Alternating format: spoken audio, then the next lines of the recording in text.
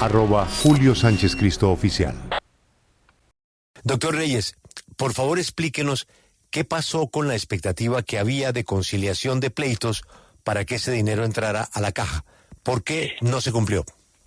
Claro que sí. Entonces, en el marco fiscal de mediano plazo, que es un documento que el sector Hacienda a través del CONFIS le presenta al Congreso todos los años, había proyecciones de una serie de cosas, como siempre las hay, proyecciones de precio del petróleo, proyecciones de inflación, de crecimiento económico, que pues tienen un elemento de incertidumbre grande. Una de las cosas que se tenía en cuenta de esos escenarios para el año era que el Congreso aprobara una ley de arbitraje de litigios. El marco fiscal de mediano plazo es un documento que el Ejecutivo le presenta al Congreso y que pues el Congreso ve de primera mano.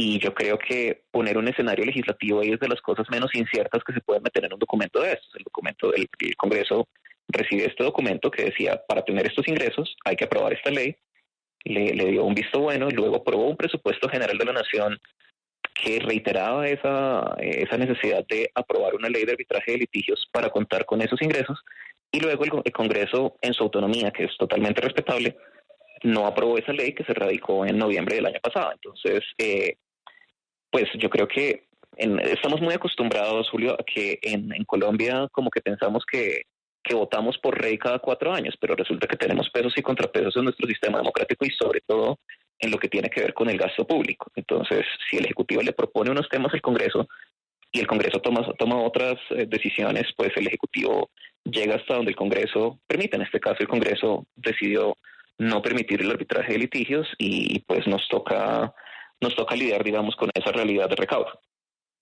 Bueno, pues ahí está la primera sorpresa, que en este punto la responsabilidad recae en la autonomía del Congreso. Señor director saliente de Impuestos y Aduanas, usted hacía parte del equipo económico del gobierno.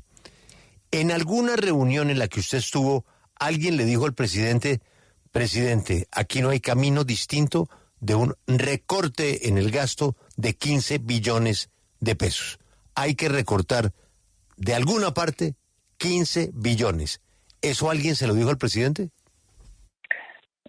Al presidente siempre se le mantiene informado sobre todos sobre todas las fluctuaciones en el panorama macroeconómico, así que no me cabe duda de que así ha sido. Pues yo mismo lo mantengo él informado sobre los temas de recaudo. El presidente tiene muy clara la situación económica del país, de eso a nadie le debe caber duda. Sí, director saliente, usted nos mencionaba ya el tema de litigios y la responsabilidad que le da al Congreso de la República por no haber tramitado esta ley. Pero entonces, ¿qué pasa con el tema de deducibilidad de las regalías, por ejemplo, o el tema de la caída del recaudo, algo que no se veía pues hace más de 10 años? ¿Le cabe a usted como director de impuestos alguna responsabilidad? ¿Asumiría algo de eso, quizá que no se tramitó de la mejor forma?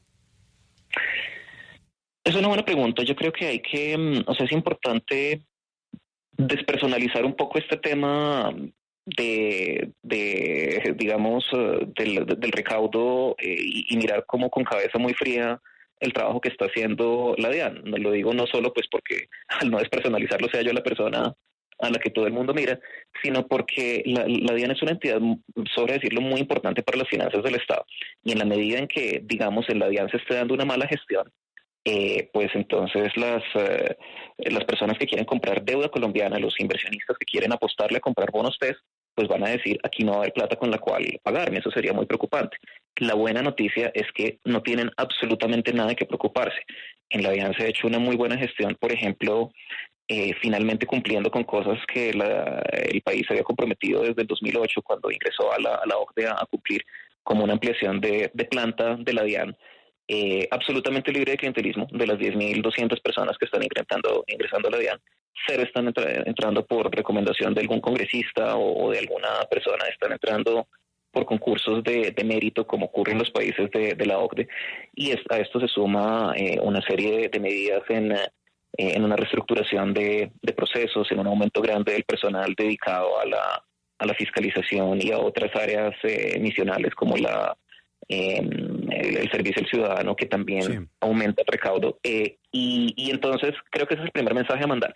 Quiero hablar, sin embargo, y me parece pues que a todos nos interesa tener un desglose de esa caída en el recaudo, porque ocurrió, y creo que es importante, de nuevo, para quienes invierten en el país, saber que esto obedece a factores coyunturales que realmente no controla el gobierno colombiano.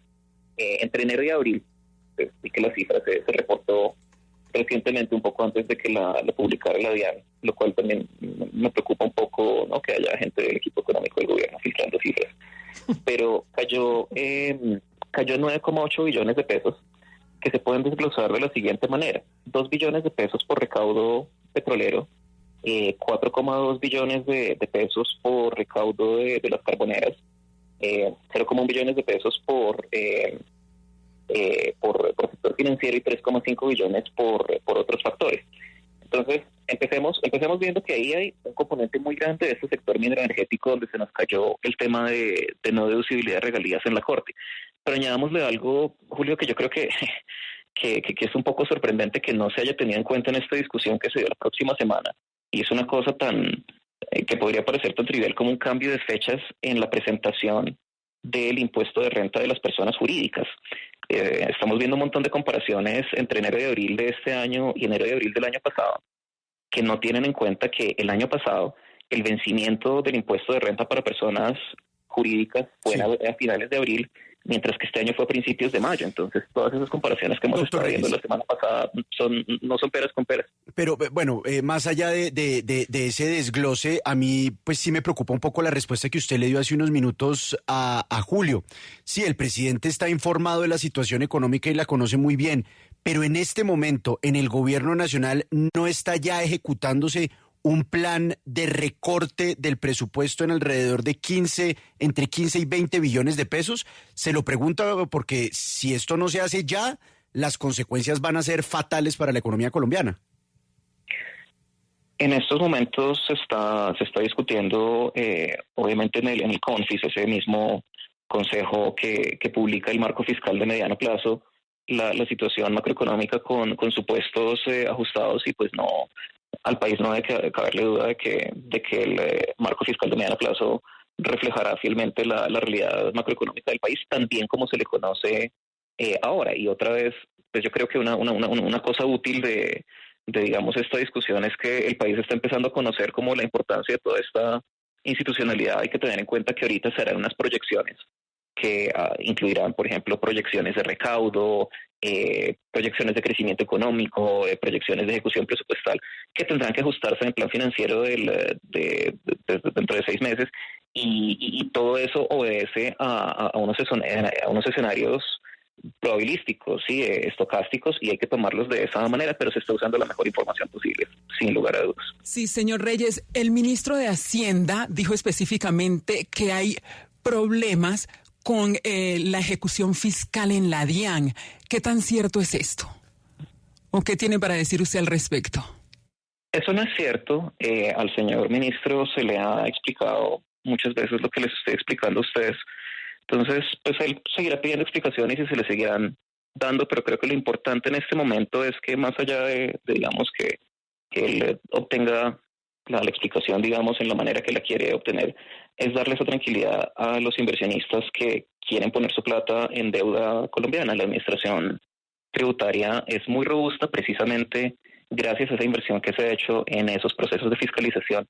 Las caídas en el recaudo que estamos viendo ahora obedecen a temas absolutamente coyunturales como los precios del carbón por la guerra de Ucrania, los altísimos precios del dólar el año pasado, y temas de desaceleración económica por las cuales pasa toda economía y que no tienen que ver con una DIAN que está quedando muchísimo más eficiente que lo que la recibimos. Para darnos una idea de ese aumento en la eficiencia, la DIAN nunca había recaudado más de 15% del PIB como recaudo de impuestos.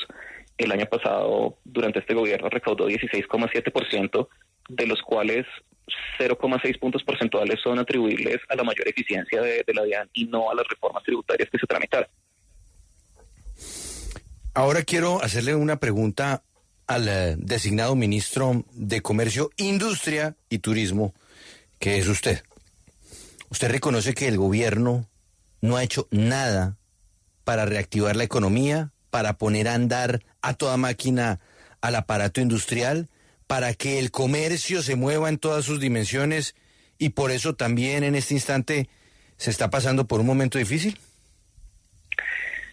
Mire, le puedo decir de primera mano que poner en marcha la economía es una preocupación que ha manifestado el presidente desde el año pasado, precisamente teniendo pues toda la visión de una potencial desaceleración económica, y creo que hay que resaltar que hay sectores clave como la agricultura que sí se han fortalecido. Dicho eso, pues aspiramos a que sea mucho más, y lo que sí creo ahí que es bien importante es que empecemos a pensar conjuntamente, porque la reactivación no la hace solo el gobierno, ¿sí? La reactivación la hace el gobierno conjuntamente con el sector privado, con el cual estamos muy dispuestos a colaborar. Estos son cosas en las cuales darle tranquilidad al sector privado acerca de la estabilidad jurídica, de los prospectos económicos del país a futuro va a ser una de las principales tareas, y el reto va a ser, yo creo que sí, esto es clave, que pensemos en una reactivación económica que, además de reactivar la economía, la reactive desde los sectores más necesitados de la economía. Y lo digo ¿por qué? Porque hay algunas estrategias de reactivación que pues podrían aumentar el PIB, que serían, no sé, promueva la compra de vivienda de estrato 6. Son cosas que se han hecho en el pasado en el país. Y en este caso, en el contexto de un fortalecimiento de la economía popular, sería algo que claramente no aguantaría. Entonces, la invitación al sector privado es a que trabajemos juntos en reactivar la economía y en reactivarla desde esas bases que más lo necesitan. Pero doctor Reyes, usted habla de la seguridad jurídica como un eje fundamental de esa reactivación económica. ¿No le parece que el discurso va en contravía de los hechos en un país en el que un día de por medio se habla de constituyente, al otro de si las vigencias futuras se van a respetar o no, al otro de renegociar el tema de los peajes en las carreteras, al otro el muelle 13 de Buenaventura, al otro el contrato de los pasaportes? ¿A usted sí le parece que el discurso y la actitud del gobierno frente a la seguridad jurídica son consecuentes? Yo creo que es una pregunta muy válida y es una pregunta que nos toca responder. Lo que sí le diría es que me parece que desde un lado y otro nos podríamos estar escuchando mejor. Claramente este es un gobierno que llega buscando una serie de reivindicaciones que que llevamos siglos en mora de lograr. El discurso tiene que ser consecuente con eso, pero por ejemplo, le cuento, si me permite, una anécdota. Que fue la primera vez cuando yo conocí al presidente Petro por allá en el 2021. Él había invitado a una serie de expertos en temas económicos de distintos, o sea, no piense que solo los afines ideológicamente, y quería escuchar. Yo en ese momento era director del Observatorio Fiscal de la Javeriana, que ustedes quizás recordarán que pues le hacía mucho énfasis en una reforma tributaria progresiva, que le pusiera más impuestos a las personas con mayor capacidad contributiva. Y yo al presidente le eché mi cuento diciendo, mire, una reforma tributaria progresiva, así, y la respuesta fue algo que yo no me imaginaba en su momento, y fue algo así como, mire, pues muy bonito todo eso, sí hay que hacer una reforma tributaria progresiva, pero lo que necesitamos hacer es fortalecer el capitalismo, en el sentido de fortalecer todo ese aparato productivo que nos lleva a crecer económicamente. El presidente es muy consciente de que las economías que han despegado, que han sacado a la gente de la pobreza, son economías en las cuales la industria privada cuenta con las condiciones para desarrollarse, ¿sí? Y obviamente hay dos discursos que yo creo que no se están escuchando lo suficientemente bien los unos a los otros, quienes tienen estos discursos, y creo que sí nos toca tender ahí puentes para que sigamos teniendo un debate político que es importante sin que esto nos afecte la economía. Pero, por ejemplo, acabamos de hablar con el ministro Cárdenas y yo le preguntaba si los problemas que estamos enfrentando son regionales y me dijo, no, mire Brasil, mire México, y ponía énfasis en algo.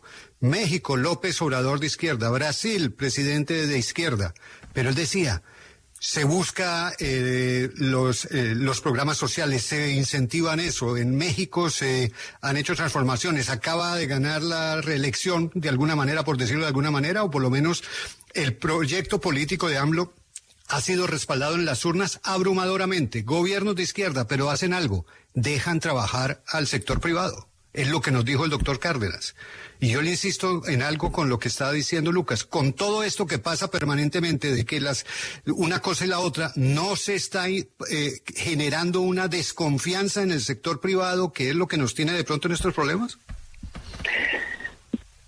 Mire, yo creo que podríamos tener un debate largo acerca de si el gobierno está generando desconfianza en el sector privado o si el sector privado está desconfiando desmedidamente y generando desconfianza en el gobierno. Cierto que yo creo que son como las dos acusaciones que se lanzan de una esquina a la otra, pero me parece que en este momento es un hecho, sí, que la inversión, y fíjense que es la inversión colombiana la que está cayendo en Colombia, la inversión extranjera directa ha venido subiendo. Entonces yo creo que sí es cierto que tenemos necesitamos hablar entre nosotros y ponernos de acuerdo, no ponernos de acuerdo necesariamente en políticamente hacia dónde queremos llevar al país en términos de políticas redistributivas, y además es un debate político que tenemos que tener y que tiene que darse pues con todo el vigor de un debate político complejo, pero yo sí estoy convencido de que podemos encontrar la manera en la cual el debate político no tenga ese efecto negativo que está teniendo en este momento sobre la economía. Le pongo de ejemplo lo que ocurrió en los países nórdicos, estos famosos países socialdemócratas que tanto la izquierda como la derecha dicen deberíamos parecernos a ellos. Y fueron países en los cuales una serie de reivindicaciones sociales muy fuertes, o sea, incluso allá los partidos comunistas tenían bancadas amplias en el Parlamento, pero fueron países en los cuales se logró llegar a unos consensos que permitieron crecer el crecimiento de la economía en medio de una redistribución de un estado de bienestar que, por cierto, hoy en día Colombia ya puede costear. Si uno se pone a ver, son datos interesantes de ingreso por habitante en Colombia. Hoy en día estamos justo donde estaban esos países cuando ese estado de bienestar pues tuvo digamos, se disparó y llevó a lo que vemos hoy en día. Entonces creo que hay mucho trabajo por hacer en entendernos. Creo que lanzarnos culpas es cierto que no ha sido provechoso.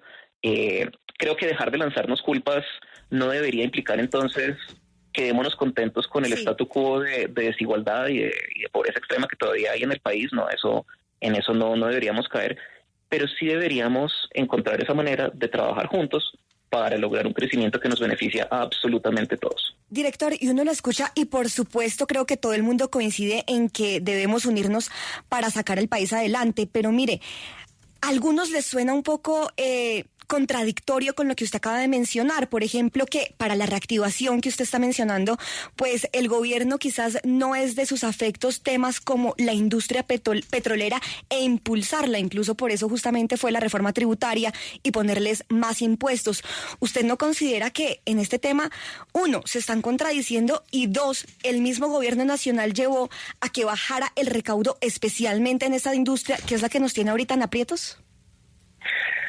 Bueno, la baja del recaudo en esa industria obedece realmente a la decisión de la Corte Constitucional, ¿no? Las utilidades de esa industria siguen siendo positivas y siguen siendo muy, muy buenas, y pues es válido, ¿sí? O sea, la Corte es una rama independiente del poder público, no estoy, o sea, es una decisión que tomó y listo. Con respecto al énfasis que debe tener nuestra estrategia de desarrollo, yo sí creo que el énfasis que le hemos dado a ese sector, a esa famosa, locomotora minera energética, pues nos tiene en un sitio en el cual nuestra industria nacional en otras áreas no se ha desarrollado, en otras áreas, por ejemplo, que generen más empleos de alta calidad, no se ha desarrollado lo suficiente. Una situación combinada con una serie de políticas comerciales en la cual el campesinado colombiano pues lleva décadas en una situación muy, muy complicada, y sí es bien importante encontrar otras locomotoras de crecimiento, la transición energética, por ejemplo, energías verdes, todas estas cosas que nos llevan a una economía descarbonizada. Con respecto al a los detalles de esa transición, obviamente es importante que sean representantes ya de otras carteras los que nos expliquen cómo van las cosas, pero lo cierto es que hoy en día es una industria a la que le está yendo muy bien y pese a eso el resto de la economía necesita más empuje. Usted dice hace un instante, respondiéndole a Lucas, señor ministro designado de Comercio, de un lado y otro podríamos escucharnos mejor.